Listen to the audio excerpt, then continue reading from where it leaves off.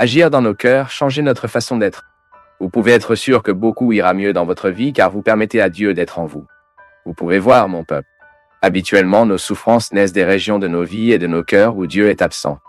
Parce que si Dieu ne remplit pas l'espace, nous trouverons un moyen de se remplir de ce qui est humain, de ce qui est fragile. Et généralement, ce qui est humain et fragile ne nous soutient pas pendant longtemps. Maintenant, ce qui est humain est fragile, mais est sous le commandement de Dieu. Cela durera. Pourquoi? La bénédiction et la grâce de Dieu nous soutient en ce moment. Je continue à voir tous les péchés du monde, toutes les limites du monde, vous aussi, mais la certitude que nous ne nous perdons pas contre Dieu est que cela nous donne une garantie afin que nous n'arrêtons pas de continuer. Et le carême est ce moment spécial que l'Église nous appelle. Ouvre nos yeux sur ce que nous laissons de côté. Et il est toujours bon pour nous de prendre conscience de ce que nous oublions notre vie chrétienne, afin que nous puissions reprendre. Reprendre ses engagements envers Dieu, c'est lui donner l'occasion de continuer à agir et de travailler sur nous. Je me souviens que ce que je vous dis est aussi pour moi. Je ne donne pas des formules magiques prêtes à l'emploi, non. Tout ce que nous prêchons, tout ce que nous disons ici, de la vie des gens, de cette vie partagée que nous avons ici dans le programme de direction spirituelle, est, tout d'abord, un exercice que j'ai également besoin de vivre. Nous sommes tous dans ce même bateau et nous devons mettre ce bateau sur la haute mer. Parce que c'est ainsi que Dieu nous veut, naviguer dans des eaux de plus en plus profondes. Je suis Roberta. Je vous ai écrit plusieurs fois. Et je suis très inquiet pour ma mère. Moi, ma sœur, je ne peux plus le supporter. Car ça a été très difficile et souffert pour nous tous, prêtres. Je sais que ma mère en souffre beaucoup, mais je suis également en conclusion qu'elle ne s'efforce pas d'essayer de changer. Il fait une thérapie et le médecin lui-même dit qu'elle doit réagir, mais elle reste dans la même chose. Parfois, je perds patience, crie avec elle, puis le regrette. Je ne sais pas quoi faire d'autre. Je l'appelle à la messe, pour aller à la plage, des films, plusieurs autres choses, et rien qu'elle ne veut. Rester seulement à la maison assis, couché, et chaque jour sans quelque chose de différent. Douleur stomachnique, maux de tête. L'autre jour, il a appelé le combattant en disant que ses yeux semblaient sauter. Comme s'il y avait une pression artérielle élevée dans l'œil. Quoi qu'il en soit, c'était très lourd. Prêtre. Je sais que Dieu ne nous donne pas un fardeau que nous ne pouvons pas porter, mais c'est assez difficile et nous aimerions demander au Seigneur de nous aider avec sa parole. Le processus de dépression doit être traité très attentivement, ma fille. Nous en avons déjà parlé ici plusieurs fois. Tout d'abord, le patient de dépression doit être très respecté. Il vient maintenant un moment où le respect comprend également une action ferme avec cette personne. D'abord parce que nous devons chercher un traitement approprié. Il y a des dépressions qui sont des fruits. Ils sont le résultat d'un processus chimique, d'une désorganisation. C'est drôle que de nos jours la dépression grandit beaucoup, mais elle a toujours existé dans l'histoire humaine. Nous avons cette dépression quand, et aujourd'hui, il y a beaucoup de nombreux cas, même si nous arrivons à la conclusion qu'ils se traduisent par une manière étrange que nous vivons, d'une manière de vivre directement liée à notre régime alimentaire, qui est directement liée à nos habitudes. Je dirais que vous devez être prudent avec votre mère à cet égard, le respect, être patient avec elle, mais vous devez également mettre les règles. Ceux qui sont malades doivent être traités, car si ce n'est pas le cas, cela devient malade toute la maison. Alors recherchez la meilleure ressource, le meilleur traitement. Essayez de changer un peu le contexte de la vie de cette personne. Sachant que la première étape est un médecin qui peut faire un bon diagnostic. Car parfois ce n'est pas le meilleur diagnostic à ce jour. Parfois, beaucoup de gens n'améliorent pas la dépression car cela n'a pas encore pris le médicament. Malheureusement, mon peuple, je pense particulièrement que nous ne pouvons pas obtenir de diagnostic seulement. Nous devons toujours chercher un deuxième avis. Il est important que nous ayons ce deuxième avis. Et l'autre dépression, qui est également très courante parmi nous, est née de l'insatisfaction personnelle, le résultat des groupes que nous vivons, des choses qui se produisent, de l'insuffisance que nous vivons, parce que parfois nous ne savons pas, et une chose se passe, et nous regardons toute cette tragédie et pensons, et maintenant, comment vais-je réagir à tout cela? C'est un problème. Les difficultés existent. Nous sommes tous impliqués dans les difficultés qui conviennent à la vie. Vous avez peut-être une préparation, mais vous ne vous y êtes pas immunisé. Il en souffrira, sera ébranlé. Maintenant, le processus dépressif s'installe lorsque cette tristesse s'étend trop dans le temps. Nous devons d'abord distinguer cela. Ce n'est pas toute tristesse qui est la dépression. La tristesse passe. Et la dépression peut être établie comme un processus extrêmement difficile et entraîner souvent la personne à mort. Parce qu'il déprime, il perd sa vitalité. Qu'est-ce que perdre la vitalité? Perdez la luminosité, les gars. Le déprimé est effacé. C'est le cas de votre mère, vous n'avez plus envie de faire quoi que ce soit. Vous seul? Vous devez aussi avoir l'autre côté.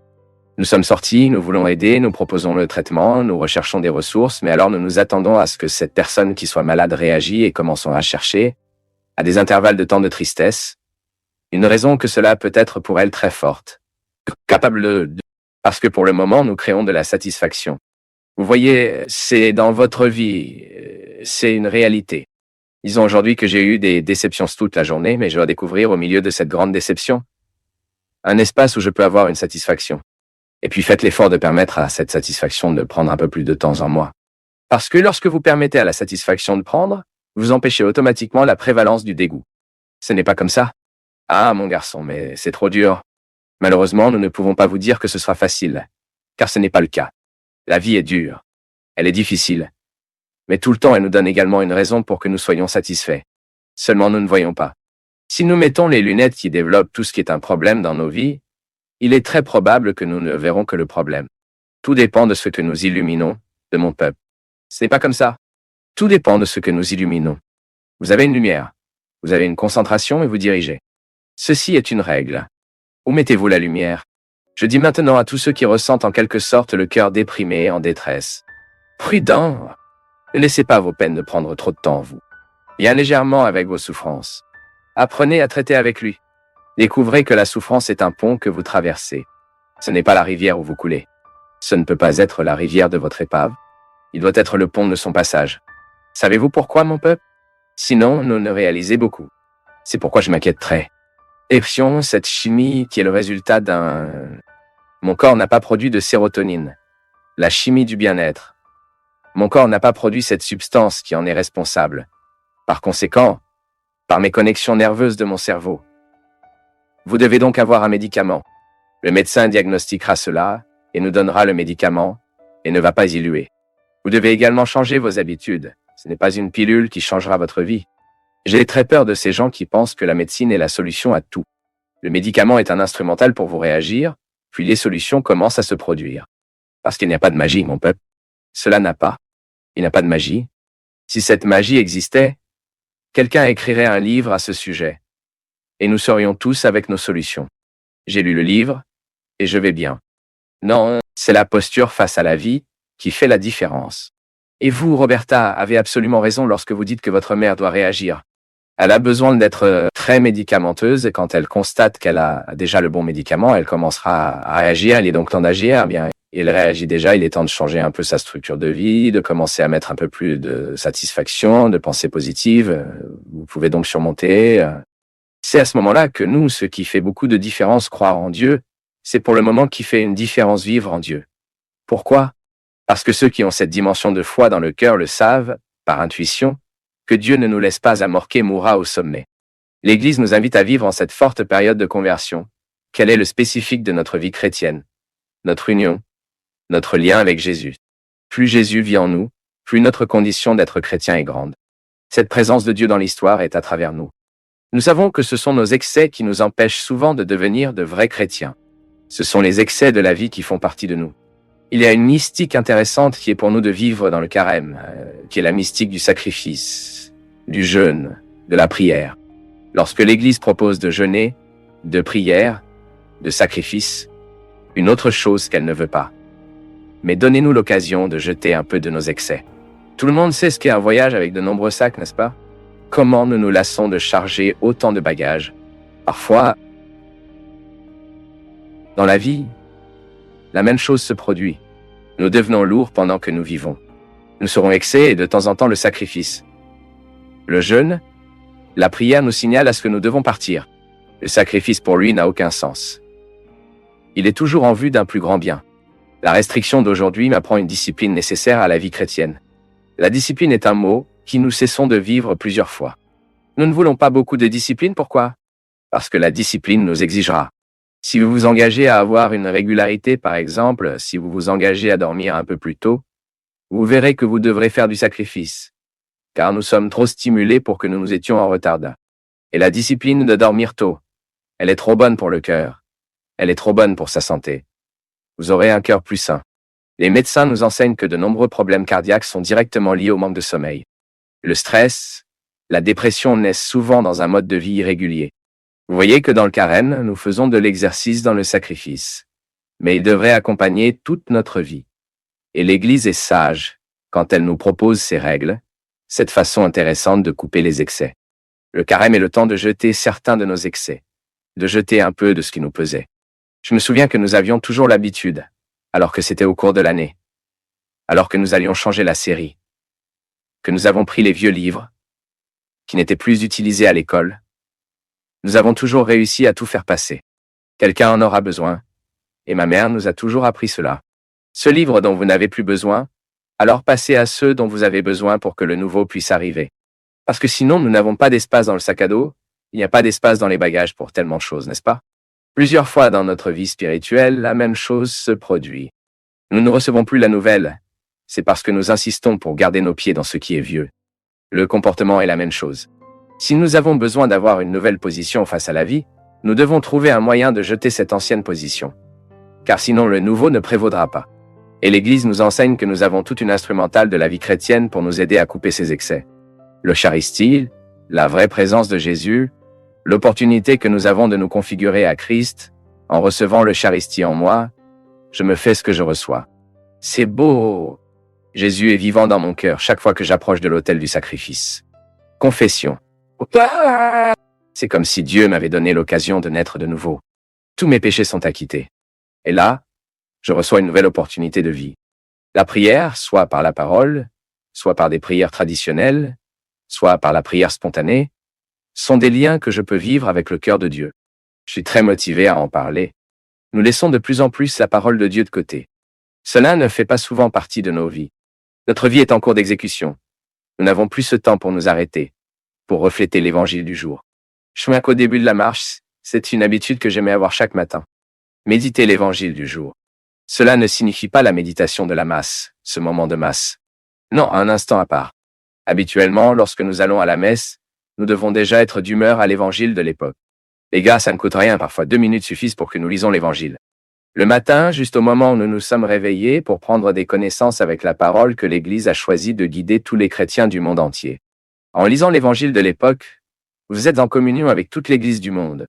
Le même évangile qui se prononce ici, qui est proclamé ici, qui est proclamé en Europe, en Asie, nous sommes en communion. Et cette parole de Dieu est une référence pour ma transformation. Quel est notre modèle de conversion? C'est Jésus. Jésus est notre référence humaine. C'est là que nous faisons attention. Nous voulons avoir un cœur similaire au sien. Et la meilleure façon de le savoir est à travers le mot. Toute la prédication de l'Église tourne autour du mot. Nous annonçons Jésus vivant et levé. Et l'un des endroits où nous avons cette résurrection, cette présence vivante, est le mot. Ensuite, vous verrez que pendant le carême, vous pouvez intensifier. Cela ne signifie pas qu'il n'est que dans le carême. Dans le carême, nous intensifions ces opportunités que Dieu doit entrer dans nos vies.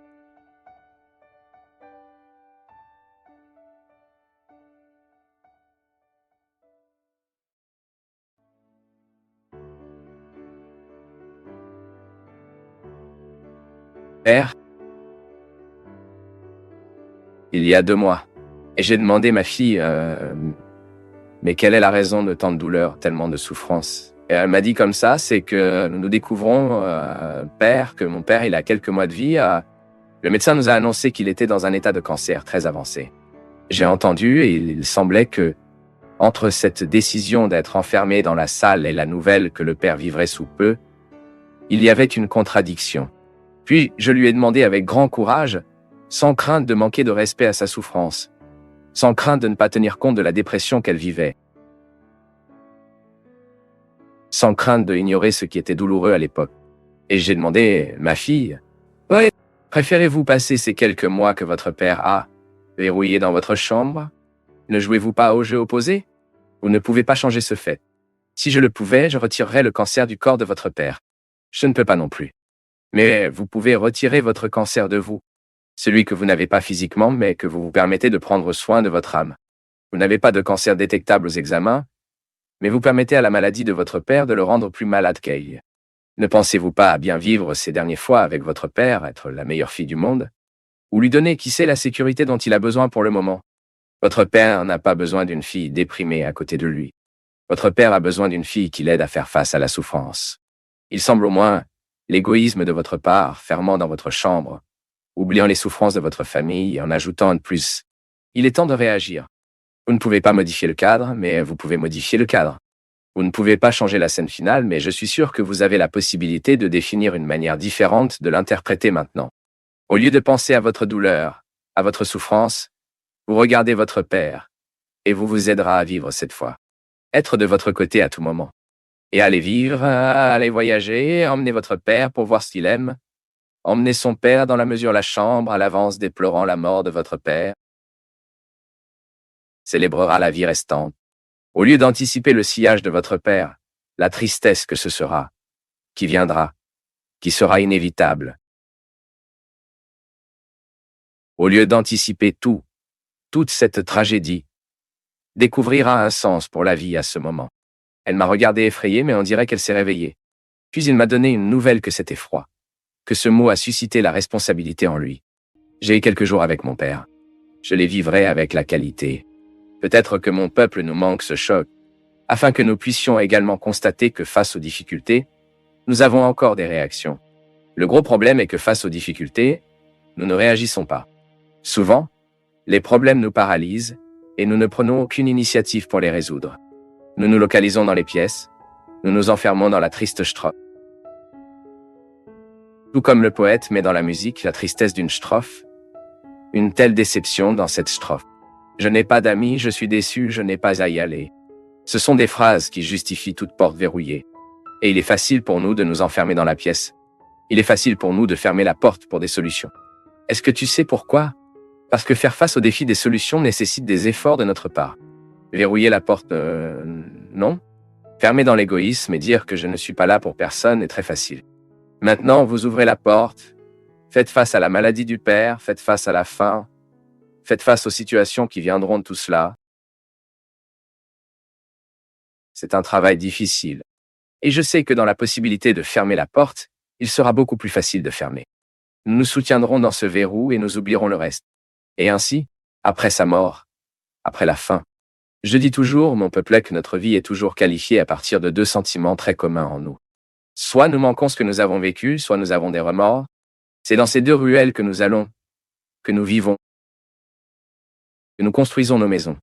Les vielas sont des chemins étroits parce que je vous le dis, ce sont même des chemins étroits. Maintenant, vous qui savez, avec la vie que vous vivez aujourd'hui, avec ce que vous faites aujourd'hui, vous découvrez si vous construisez manquant ou si vous construisez des remords. Les choix que vous avez faits tout au long de la journée, aujourd'hui, vous avez une future matière première ici. Tout ce que vous avez choisi, tout ce que vous avez dit, tout ce que vous avez vu, tout ce que vous vouliez, tout ce que vous vouliez, tout ce que vous faites, c'est une question à appuyer sur ce jour longtemps pour se souvenir. Ou deviendra des remords. La fille, face à l'incapacité de faire face à la mort de son père. Parce qu'après la mort du père, il allait certainement pleurer le temps qu'elle a perdu. Elle allait manquer de précieuses opportunités d'être par lui. Des choses qui, après la mort, vous n'avez plus comment. Seulement dans l'éternité? Mais cette éternité prend du temps pour arriver. Car notre vie ici, nous ne savons pas combien de temps nous aurons. Et la qualité de notre vie sur terre dépend de ces choix que nous faisons. Et rame sur nous la bénédiction du Dieu Tout-Puissant. Celui qui est Père, Fils et Saint-Esprit. Qu'est-ce que Élan Vital dans la philosophie de Bateson? C'est précisément cet élément de vie qui donne à la Ligue, qui me fait manquer le désir de vivre, que je ne suis pas découragé d'exister. Parce qu'il est lourd à vivre, les gars. Il faut un sacré emploi pour être qui nous sommes. Je vis mes poids. Vous vivez le vôtre. Et puis, si nous n'avons pas cet élan vital, nous succomberons à la première critique qui se produit, la première situation désagréable à laquelle nous devons affronter. C'est ainsi que nous rétablissons cet élan vital, et nous ajoutons toujours plus de valeurs, ajoutant des valeurs de sorte que cet élan vital se maintient toujours. Viktor Franklin a déclaré que pour que quelqu'un gère la vie, elle a besoin de sens. Et ce sens peut être situé dans diverses situations. Je peux avoir un objectif futur dans ma vie, soudain j'étudie et je veux être médecin. Être médecin est un sentiment pour moi de me réveiller tôt chaque jour, de surmonter les difficultés de l'université, de surmonter les difficultés que je dois fixer tous les jours. Car il n'est pas facile d'atteindre des objectifs. Les objectifs seront toujours impliqués dans les distances, seront toujours imprégnés de difficultés. Donc je découvre le repère de la métaphysique. Je découvre l'élan vital de la philosophie de Bergson. Et je découvre le sens de la vie de Victor Frank. Plusieurs explications de la même chose. Et en fait, au moment où nous vivons, nous n'avons même pas besoin de la compréhension théorique de la philosophie. Ce dont nous avons vraiment besoin, c'est du courage que cette philosophie soit ancrée dans notre existence. Tout comme le Verbe de Dieu était incarné dans le sein de Marie, dans le ventre de Marie. J'ai besoin de vivre ce mystère de l'incarnation chaque jour. J'ai besoin d'incarner tous les rêves dont j'ai besoin pour être qui je suis, les objectifs que j'établisse. Écoutez, je ne veux pas mourir avec ces défauts. Alors j'ai fixé des objectifs pour surmonter ces défauts. Le bonheur comme être. Ce bon sentiment que vous vous battez comme vous devez vous battre pour que des choses se produisent comme vous, en quelque sorte, conçues. Et bien que cela ne se produise pas totalement comme vous l'avez projeté, vous saurez comment gérer les résultats contraires. Car c'est une question de sagesse, une question de maturité. Seuls les enfants s'attendent à ce que la vie soit parfaite. Et à mesure qu'ils grandissent à maturité, ils découvrent que ce n'est pas tout à fait. Ce n'est pas vrai. N'est-ce pas l'une des plus grandes difficultés que nous devons vivre? L'un des plus grands deuils dont nous avons besoin pour organiser comment les gens sont. C'est moi de comprendre que la vie n'est pas comme je l'aimerais. Mais je prends ce que c'est et je fais un travail avec moi afin que mon bonheur soit possible même lorsque tout semble désespérément perdu. Tant de témoignages, tant de gens qui nous ont écrit et qui nous ont dit des moments difficiles ou qu'ils ont maintenant des difficultés que si nous ne prenons pas soin de vous, ils le feront se déplacer, ils grandissent. C'est la même chose, mon peuple.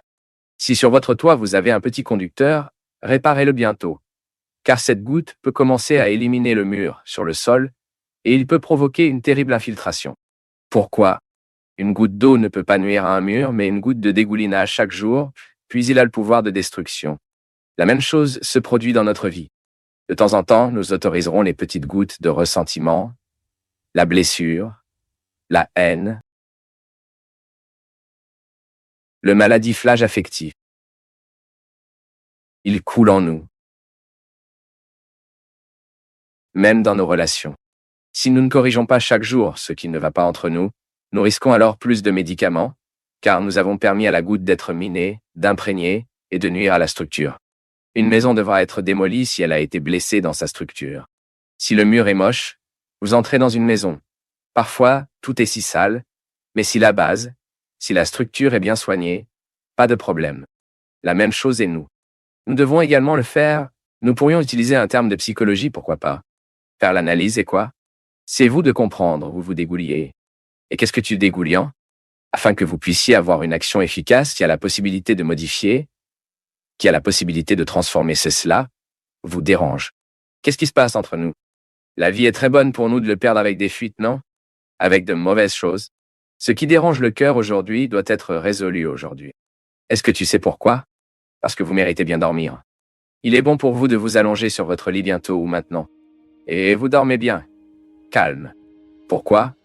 Parce que vous avez corrigé les fuites qui endommageaient votre paix, votre santé affective. Cette digestion émotionnelle que si nous ne faisons pas tous les jours, elle commence à faire très mal pour nous. Je vous souhaite, dans vos difficultés, avoir toujours le droit et la possibilité de retirer vos excès. Vous avez donc sous vos yeux votre vérité fondamentale. Pas d'exagération, juste vous. Et à partir de cela, vous rencontrez le chemin de la vie. Merci pour votre affection, pour votre attention, et que Dieu vous bénisse beaucoup. Que Dieu déverse sur votre cœur, sur votre maison, sur votre vie, la disposition qui a caractérisé le cœur de Notre-Dame, de sorte que, un exemple, nous pouvons aussi être un vrai chrétien, toujours conduisant Jésus sur les genoux, pour vous présenter à ceux qui ne le savent pas encore. Versez sur nous la bénédiction du Dieu Tout-Puissant, Père, Fils et Saint-Esprit.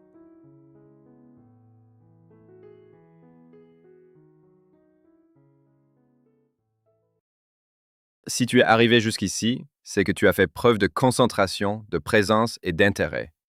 Cela te distingue déjà de beaucoup. Et si tu laissais un commentaire pour dire ce qui t'a le plus marqué, profites-en aussi pour regarder les liens dans la description. Il y a plus de contenu créé avec le même soin pour toi. Merci, une grande accolade et à bientôt.